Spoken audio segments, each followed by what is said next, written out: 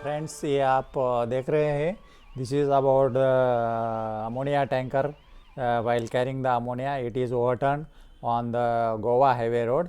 This incident is of 2018 and इसमें से आप देख रहे हैं ओवरटर्न होने के बाद काफ़ी मात्रा में अमोनिया लीक हो गया और उसमें से जो लीक हुआ है उसमें से पूरा ये वाइट स्मोक जनरेट हुआ और पूरा रोड में फैल गया।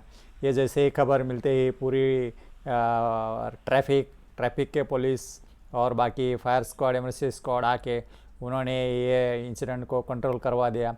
इसके बगल में जो पब्लिक लोग रहते थे तो उसमें पूरा रात को ही उसको इवाक्यूएट करवा दिया।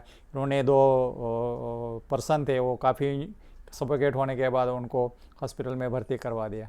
तो आप देख रहे हैं ऐसा स्मोक अमोनिया का रहता है और उसके बाद ये ट्रैफिक को पूरा कंट्रोल करके फायर ब्रिगेड भी आ गई है और उन्होंने ये अमोनिया को कंट्रोल करवा दिया। So this is the incidents. Hi friends, welcome to my channel AHS knowledge. आज हम अमोनिया सेफ्टी के बारे में जानकारी लेने वाले हैं। तो आज के वीडियो में हम लोग देखेंगे physical and chemical properties of ammonia, then hazards and safety precautions क्या क्या लेना चाहिए, इमरजेंसी सेफ्टी फैसिलिटीज़ प्लान के अंदर क्या क्या होना चाहिए, अमोनिया गैस लीक एक्सीडेंट्स का हमने just now we have seen the clip, and safety instruction for ammonia storage handling and use.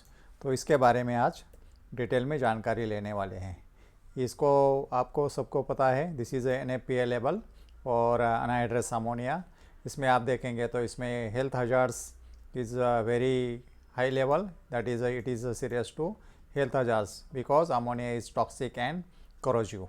तो इसलिए ये NFPA लेवल इसमें दिखाता है। Health hazard is 3, flammability 1 and yellow is the reactivity and white सबको पता है this is for special instructions. So इसे एक NFPA लेवल रहता है। And about storage, ammonia is stored in the such type of horizontal tanks or it can be stored in the compressed gas cylinder also. So इसमें लिखा होता है NH3 is the formula for ammonia, यानी कि इसका मतलब है N 1 part is nitrogen and 3 part is the hydrogens। तो इसका नाइट्रोजन होने के कारण इसका काफ़ी मात्रा में अपना फर्टिलाइज़र्स प्लांट में ज़्यादातर आपका यूटिलाइज होता है और देन रेफ्रिजरेशन सिस्टम्स में इसका इस्तेमाल होता है एंड ज़्यादातर कोल्ड स्टोरेज में। तो ऐसे एरियाज़ में इसका काफ़ी मात्रा में उसका इस्तेमाल होता है। सो फ्रेंड्स, मैन्युफैक्चर या प्रोड्यूस करने वाले countries like China, Russia, US and India, तो ऐसे कंट्रीज़ में ज़्यादातर प्रोडक्शंस हो जाता है और उसके बाद then supply to required countries में उसको भेजा जाता है। So this is for your informations. तो चलो हम आगे चलते हैं। Now ammonia have the certain physical properties and chemical properties. उनकी फिजिकल एंड केमिकल प्रॉपर्टीज़ क्या है इसके बारे में हम जान लेते हैं। So molecular formula just now we have discussed, it is NH3, N 1 part is N and 3 part is the hydrogen। ठीक है।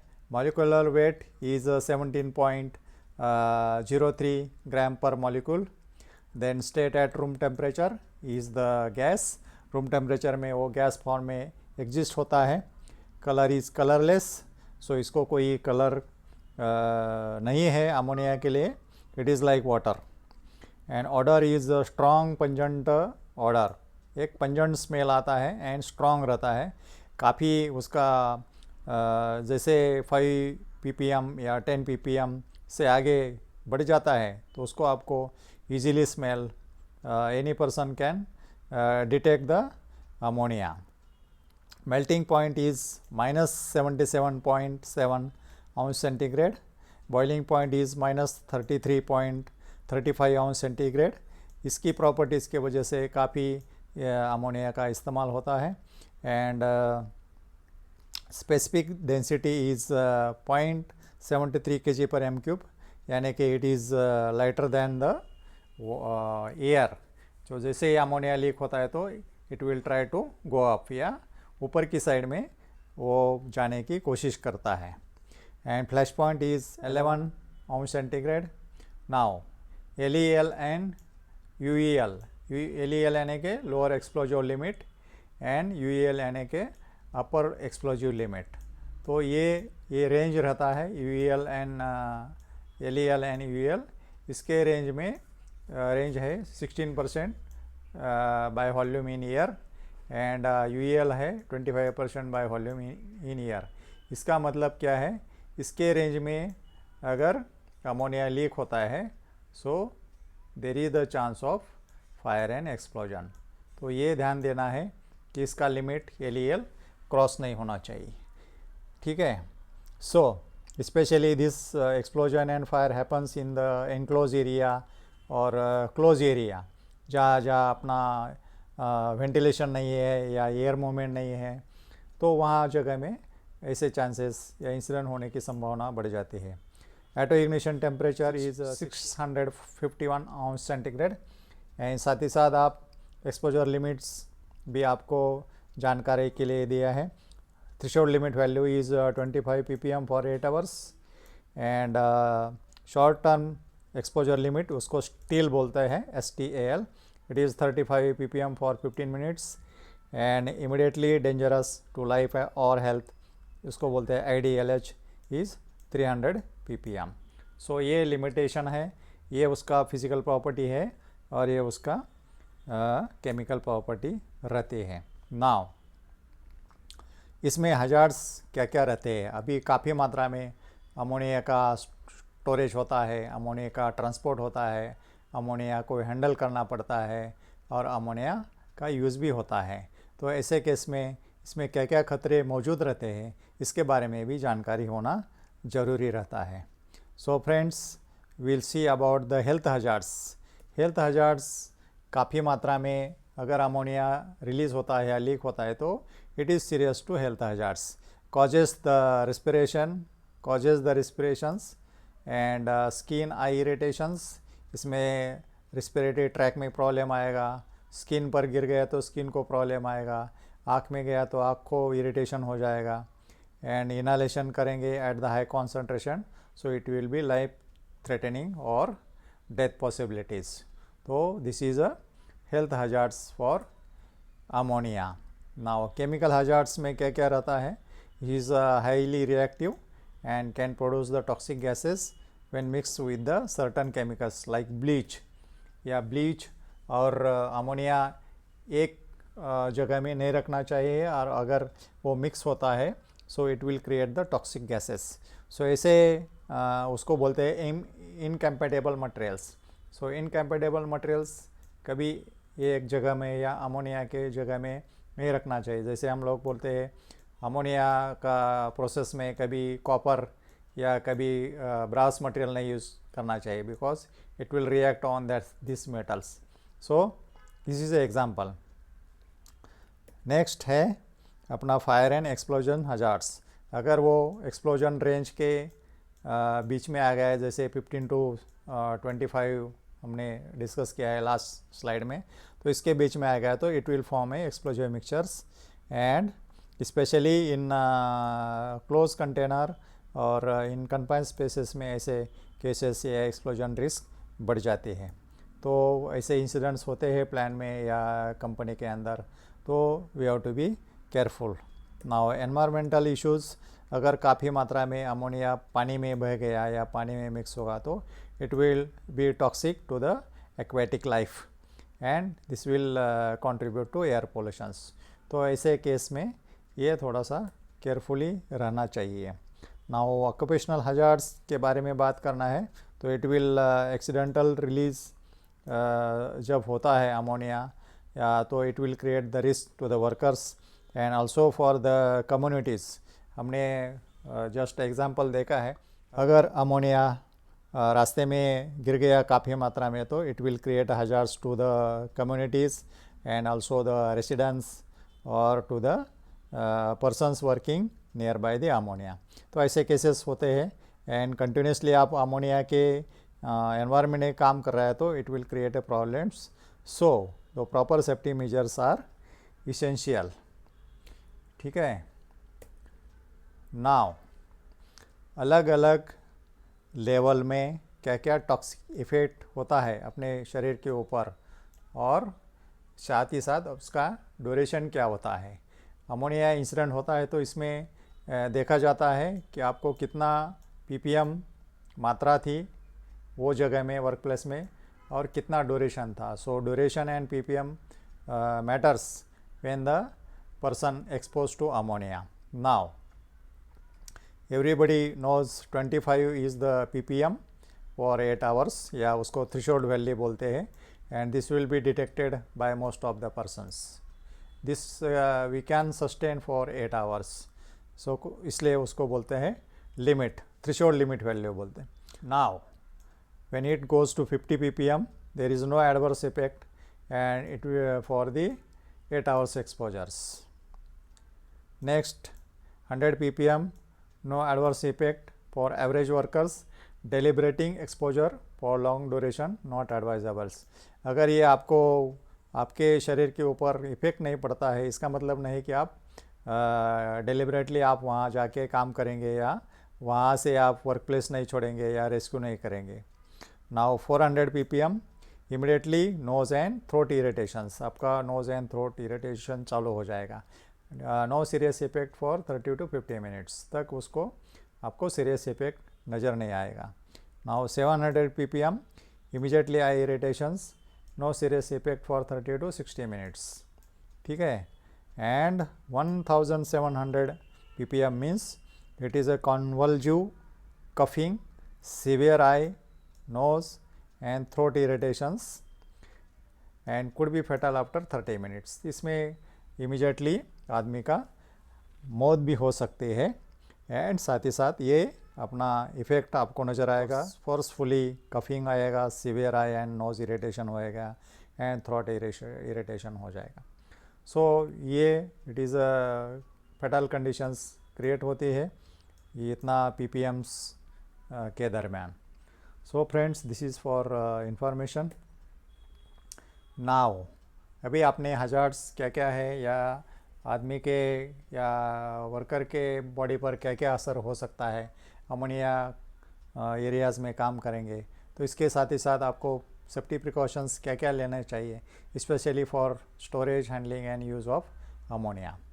Bye adhering to this safety precautions the risk associated with the storage, handling and use of ammonia can be significantly minimize. तो हम लोग जो risk है उसको minimise कर सकते हैं। It cannot be made to zero. Now storage, ammonia storage, either it is stored in tanks or it can be stored in the cylinders. So these are the ammonia cylinders. उसका colour code भी आपको होना चाहिए। Body is the black and top side is the red and yellow band. ऐसे आपको नज़र आता है तो we should be consider as the ammonia cylinders. तो हर एक सिलेंडर का, गैस सिलेंडर सेफ्टी के बारे में हमने एक वीडियो बनाया है, वो आप नीचे लिंक दिया है, उसको आप रेफ़र कर सकते हो। Now store in a cool, dry and well ventilated area away from heat and incompatible substances, use pressure rated container and ensure proper labellings. कोई भी आप स्टोरेज करते हो तो it should be at cool, dry and well ventilated area, यानी कि ventilation पूरा होना चाहिए, कूल होना चाहिए। It should not be under the direct heat या डायरेक्ट सन हीट बोलते हैं हम लोग। तो ऐसे कंडीशन में आपको रखना है, इधर इट इज़ इन सिलेंडर्स और स्टोरेज टैंक। सो इसको लेबलिंग, देन डिस्प्लेस, देन अगर सिलेंडर है तो इट शुड बी, आपको पता है, it should be in upright positions, properly chain and with the wall caps, ये सारे चीज़ इसमें आते हैं। ठीक है। नाउ हैंडलिंग करने के टाइम्स आपके पास क्या क्या होना चाहिए। हैंडलिंग करने के पास आपके साथ properly PPs like gloves, goggles and respirators. तो इसमें respirator is very important, specially for ammonia leakages. आपको ब्रीदिंग एपरेटस बोलते हैं या केमिकल कार्ट्रिज भी यूज़ कर सकते हो, बट एट लो पीपीएम में ठीक है, लेकिन काफ़ी मात्रा में अमोनिया लीक होता है तो we have to use BA sets या ब्रीदिंग एपरेटस सेट बोलते हैं हम लोग. सो ऐसे sets it should be readily available at the work places. We have to train the staff. जितने भी लोग अमोनिया के फील्ड में काम कर रहे हैं, अमोनिया के बगल में काम कर रहे हैं, they should be properly train and they should be authorize to operate the plant और ऑपरेट द सिलेंडर्स, या उनको इमरजेंसी में क्या क्या करना चाहिए ये सारी जानकारी उनको होना ज़रूरी रहता है. प्रॉपर ट्रांसफ़र इक्विपमेंट्स, ये जब आप अमोनिया ट्रांसफ़र करते हो या लोडिंग करते हो टैंक के अंदर, तो उस टाइम ये आपको प्रॉपरली प्रिकॉशंस लेना पड़ता है. साथ ही साथ देयर शुड बी आईवा स्टेशंस या सेफ्टी शावर या उसको बॉडी शावर बोलते हैं. This should be nearly available. Now use ensure good ventilation, monitor the air qualities, follow SOPs, safe work practices or safe operating procedures and have an emergency response plan. अब पर कुछ होता है, leak होता है या काफ़ी मात्रा में अमोनिया रिलीज़ होता है, तो आपके पास इमरजेंसी प्लान या रेस्क्यू प्लान कैसा है, इसमें क्या क्या फैसिलिटीज़ है, टेलीफोन लिस्ट क्या क्या होना चाहिए, ये बाकी डिटेल्स हम लोग अगले स्लाइड में देखते हैं. नाउ इमरजेंसी रिस्पांस प्लान या क्या प्लान में क्या क्या होना चाहिए. अगर आप अमोनिया स्पिल हो गया या लीक हो गया तो उसको कैसे आप निपट लेंगे या उसको कैसे आप अटेंड करते हैं along with the first aid procedures, ये सारी जानकारी एंड फायर फाइटिंग आल्सो, ये आपको पता होना ज़रूरी रहता है. It comes under the training.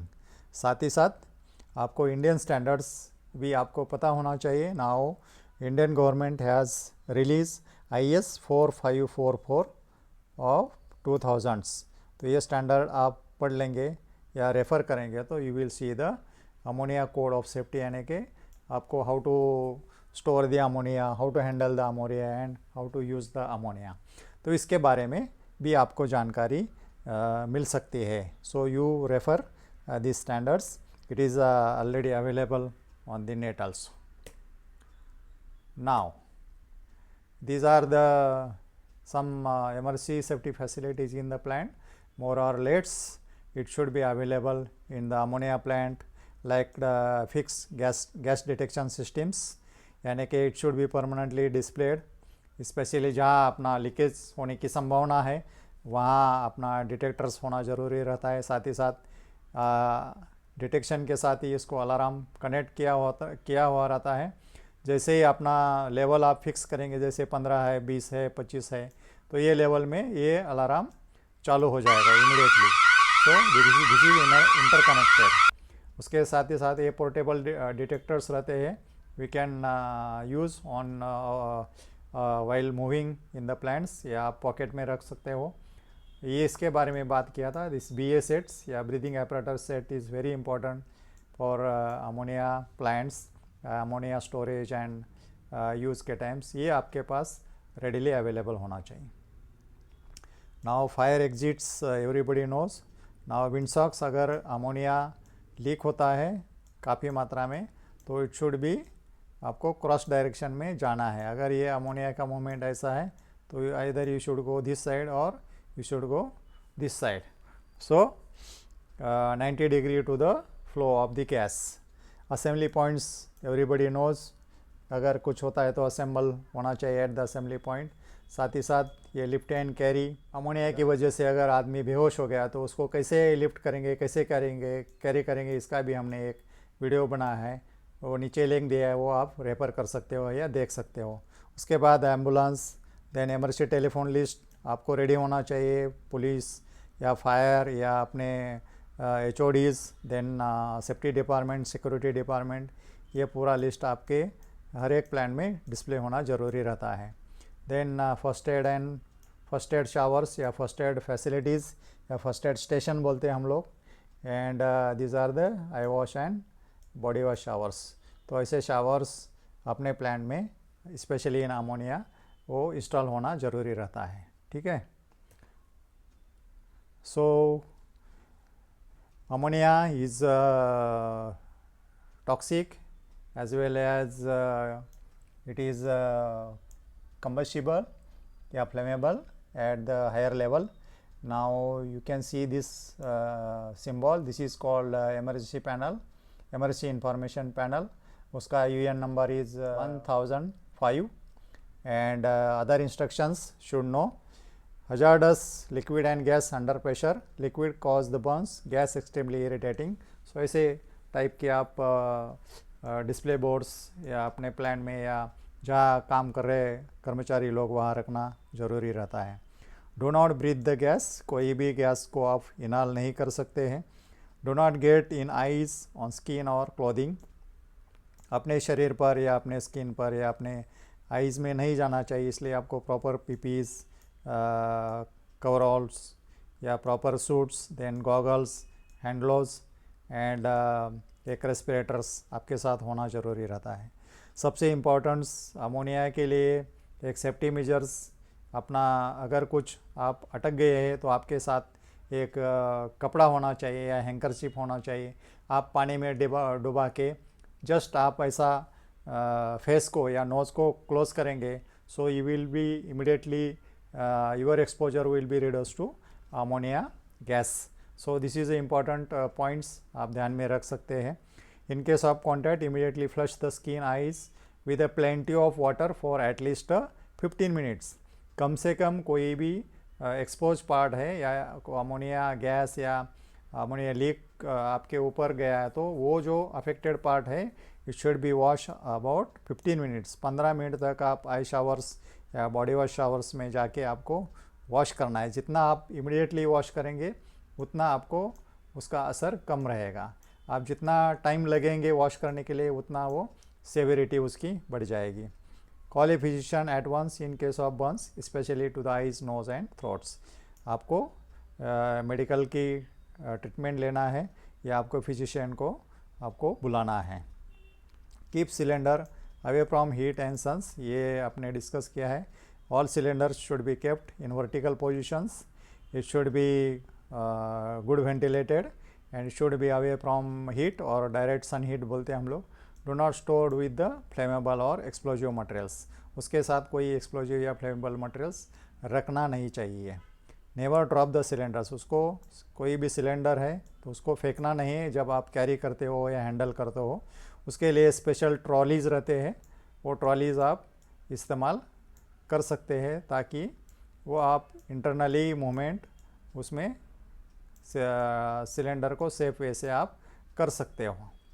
B sure connections are tight.